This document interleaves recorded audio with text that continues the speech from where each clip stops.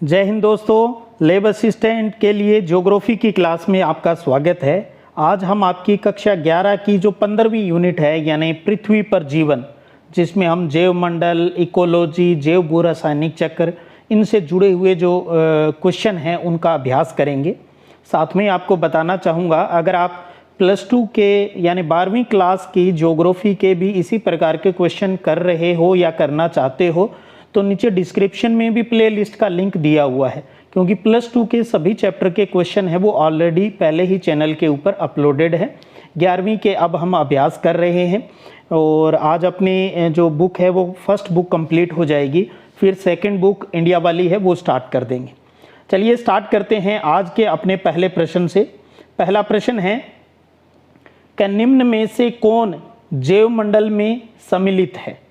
केवल पौधे, केवल प्राणी, सभी जैव और अजैव जीव या सभी जीवित प्राणी? तो जैव मंडल में कौन शामिल है भी? सभी जीवित प्राणी हैं वो जैव मंडल में शामिल रहते हैं, जिसमें पौधे, प्राणी सारे हैं वो भी शामिल हो जाते हैं। दूसरा प्रश्न है कि उष्णकटिबंधीय घास के मैदान निम्न में से किस नाम से जाने जाते हैं? उष्णकटिबंधीय घास के मैदान, आपको पता है अलग अलग जगह इन्हें अलग अलग नाम से जाना जाता है, तो प्रेरी, स्टेपी, स्वाना या इनमें से कोई नहीं। तो उष्णकटिबंधीय जो घास के मैदान है वो है स्वाना। अगला प्रश्न देखिएगा। तीसरा प्रश्न है कि चट्टानों में पाए जाने वाले लोहांश यानी लोहे के अंश के साथ ऑक्सीजन मिलकर निम्न में से क्या बनाती है? Iron carbonate, iron oxide, iron nitride और आयरन सल्फेट क्या बनाती है? गौर करें, चट्टानों में पाए जाने वाले लोहा अंश यानी आयरन के साथ ऑक्सीजन अगर आपस में रिएक्ट करेगी तो क्या बनेगा? आयरन ऑक्साइड बनता है, आयरन का ऑक्साइड बनता है वहाँ। अगला प्रश्न है कि प्रकाश संश्लेषण प्रक्रिया के दौरान प्रकाश की उपस्थिति में कार्बन डाइऑक्साइड जल के साथ मिलकर क्या बनाते हैं?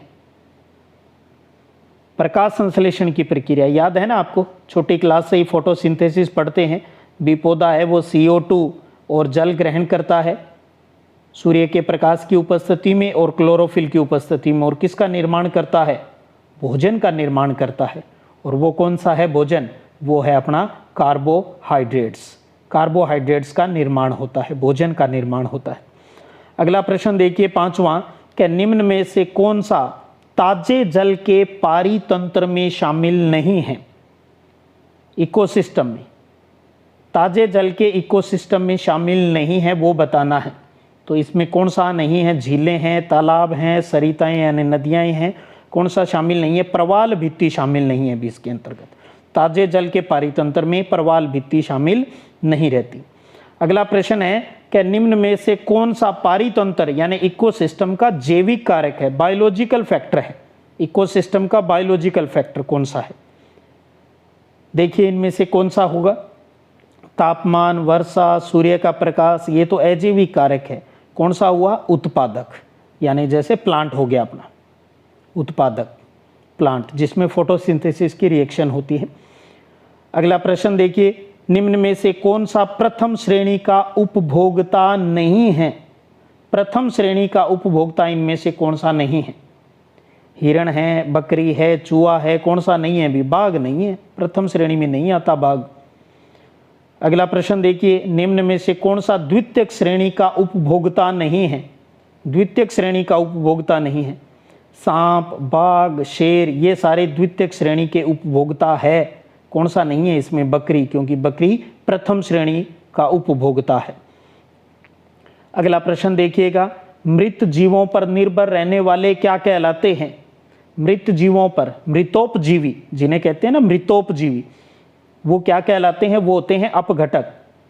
मृत जीवों पर निर्भर रहने वाले वो अपघटक होते हैं, जो कि एक नगर पालिका के सफाई कर्मचारी का काम करते हैं, नेचर को साफ करने का महत्वपूर्ण काम करते हैं ये।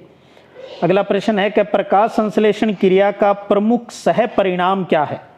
प्रकाश संश्लेषण क्रिया का प्रमुख सह परिणाम एक तो मुख्य परिणाम यानी कार्बोहाइड्रेट्स का निर्माण, साथ में एक उत्पाद और निकलता है, बहुत इंपॉर्टेंट क्वेश्चन है ये, वो कौन सा है? ऑक्सीजन। गौर कीजिए, जब हम रिएक्शन पढ़ते थे छोटी क्लास में, CO2 है और जल है, ये आपस में मिलकर भोजन यानी C6H12O6 बनाते थे और साथ में ऑक्सीजन निकलती है। और ये ऑक्सीजन भी आपको बताऊं भी, ये कार्बन डाइऑक्साइड वाली ऑक्सीजन नहीं होती, ये जल वाली ऑक्सीजन होती है। तो फोटोसिंथेसिस प्रक्रिया में ऑक्सीजन भी रिमूव होती है जो कि जल से निकलकर आती है।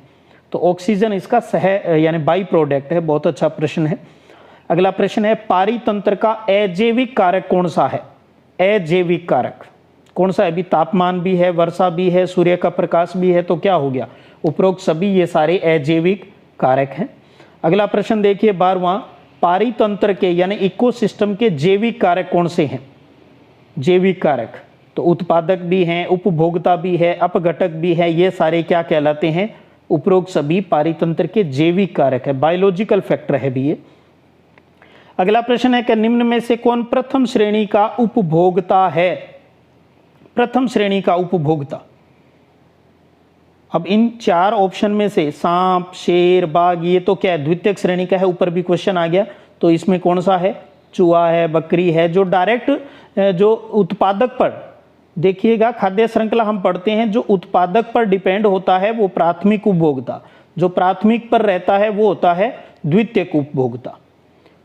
तो अगला प्रश्न देखिए, बायोम का प्रकार है। बायोम किस प्रकार का प्रकार है भाई? वन बायोम होता है, जलीय बायोम होता है, घास भूमि बायोम होता है। तो ये सभी प्रकार हैं, उपरोक्त सभी इसका उत्तर हो जाएगा। अगला प्रश्न है, पादप पौधे को मुख्यतः माना जाता है। पादप पौधा क्या है? फोटोसिंथेसिस की प्रक्रिया से, प्रकाश संश्लेषण की प्रक्रिया से अपना भोजन का निर्माण स्वयं करता है। तो इस आधार पर इसे क्या कहेंगे भी? वो क्या है? स्वपोषी होता है, स्वपोषी। अगला प्रश्न देखिए 16वां, क्या निम्न में से कौन सर्वाधिक वन्यजीव एवं वानस्पतिक विविधता से संपन्न क्षेत्र है? सर्वाधिक वन्य जीव और वानस्पतिक विविधता लिए हुए हैं वो एरिया कौन सा है? शीतोष्ण घास के मैदान, शीतोष्ण पर्णपाती वन, मरुस्थल और सवाना, उष्ण कटिबंधीय आर्द्र वन। तो ये है भी सबसे ज्यादा विविधता लिया हुआ उष्ण कटिबंधीय आर्द्र वन।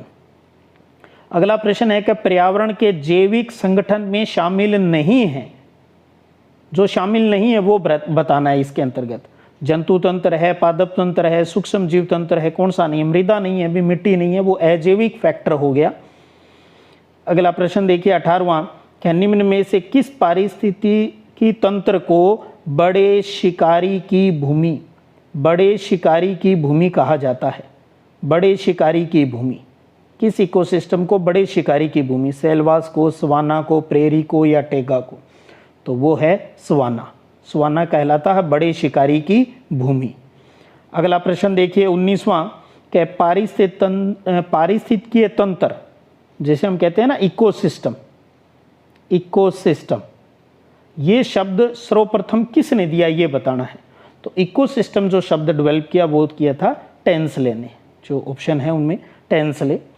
अगला प्रश्न देखिए, किस जर्मन प्राणी शास्त्र ने सर्वप्रथम आइकोलॉजी यानी इकोलॉजी शब्द का प्रयोग किया? इकोलॉजी, इकोलॉजी पारिस्थितिकी का अध्ययन किया जाता है जिसमें। एक जर्मन प्राणी शास्त्र जूलॉजी का जो व्यक्ति जिसने इकोलॉजी शब्द का प्रयोग किया वो कौन है? तो वो है हेकल, अर्नेस्ट हेकल की बात आती है। अगला प्रश्न है 21वां, क्या निम्न में से किस कार्बनिक यौगिक में नाइट्रोजन की उपस्थिति है वो उपलब्ध होती है? कौन से कार्बनिक यौगिक में नाइट्रोजन मिलता है? एमिनो एसिड इसमें भी मिलता है, न्यूक्लिक एसिड में भी मिलता है, डीएनए आरएनए पढ़ते हो ना, विटामिन और वर्णक पिगमेंट्स जो तेन में भी है, तो उपरोक्त सभी। तो इन सभी में नाइट्रोजन मिलता है और आपको पता है वायुमंडल में लगभग 78% नाइट्रोजन होती है। अगला प्रश्न देखिए, जैव भू रासायनिक चक्र में शामिल होता है। जैव भू रासायनिक चक्र में क्या क्या चीज़ शामिल होती है? देखिए, जैविक घटकों के माध्यम से पोषण चक्र ये शामिल है, अजैविक घटकों के माध्यम से पोषण चक्र यानी जैविक घटक भी आगे, अजैविक घटक भी आगे, ये दोनों शामिल है। तो इसका मतलब सही उत्तर कौन सा हो जाएगा? 3 नंबर ऑप्शन, 1 व 2 दोनों। अगला प्रश्न देखिएगा 23वां, कि बायोमास का एक उल्टा पिरामिड किस पारिस्थितिकी तंत्र में पाया जाता है? बायोमास यानी इकोसिस्टम का एक उल्टा पिरामिड किस इकोसिस्टम में पाया जाता है? घास का मैदान, समुद्री, टुंड्रा या वन? जो दिए गए ऑप्शन इनके आधार पर बताइए। तो क्लियर कट हो रहा है वो क्या है? समुद्री, समुद्र के अंदर, समुद्र। जैसे एक पेड़ का जो पिरामिड है वो भी उल्टा बनता है, समुद्र का है वो भी उल्टा बनता है। अगला प्रश्न है, पारिस्थितिकी तंत्र के समुच्चय को क्या कहा जाता है? इकोसिस्टम के समुच्चय को क्या कहते हैं भी? अपना टॉपिक भी है वही बायोम, जीवोम जिसको कहते हैं बायोम। पारिस्थितिकी तंत्र के समुच्चय को बायोम, जीवोम कहते हैं भी। अगला प्रश्न है कि ऊर्जा के पिरामिड होते हैं, छोटी क्लास से ही पढ़ते आ रहे हैं, ऊर्जा के पिरामिड कैसे होते हैं? ऊर्जा के पिरामिड हमेशा सीधे होते हैं, क्योंकि एक लेवल से दूसरे लेवल में केवल मात्र 10% ऊर्जा का ही ट्रांसफर होता है, तो इसलिए ऊर्जा के पिरामिड हमेशा ही सीधे होते हैं। अगला प्रश्न है कि एक पोषण स्तर से दूसरे पोषण स्तर में, एक श्रृंखला से दूसरी श्रृंखला में ऊर्जा का प्रवाह क्या होता है? अभी हमने बात की 10%, इसे 10% ऊर्जा स्थानांतरण का नियम भी कहते हैं। 10% ऊर्जा ही ट्रांसफर होती है एक लेवल से दूसरे लेवल। अगला प्रश्न है कि निम्न में से कौन एक गैसीय प्रकार का चक्र नहीं है? गैसीय, बहुत अच्छा प्रश्न है। गैसीय प्रकार का चक्र कौन सा नहीं है? कार्बन है वो गैसीय रूप में मिलता है, नाइट्रोजन चक्र ये भी मिलता है, ऑक्सीजन ये भी गैसीय रूप में है। कौन सा है? फास्फोरस चक्र, ये गैसीय रूप में नहीं मिलता है, फास्फोरस। तो बहुत अच्छा प्रश्न है, ये गैसीय प्रकार का चक्र इनमें से कौन सा नहीं है? फास्फोरस चक्र नहीं है। तो ये थे अपने पृथ्वी पर जीवन से जुड़े हुए यूनिट यानी इकोलॉजी, बायोम और जैव भू रासायनिक चक्र से संबंधित क्वेश्चन। उम्मीद करता हूँ कुछ कंसेप्ट क्लियर हुए होंगे, कुछ नई चीज़ें भी आपको यहाँ मिली होगी। तो इसी प्रकार से मनन करते हुए आगे बढ़ते रहें, गौर से इनको रिवाइज करते रहें, जीत जाएंगे हम। चलिएगा, फिर मिलेंगे अगले वीडियो सेशन में। तब तक जय हिंद, जय भारत।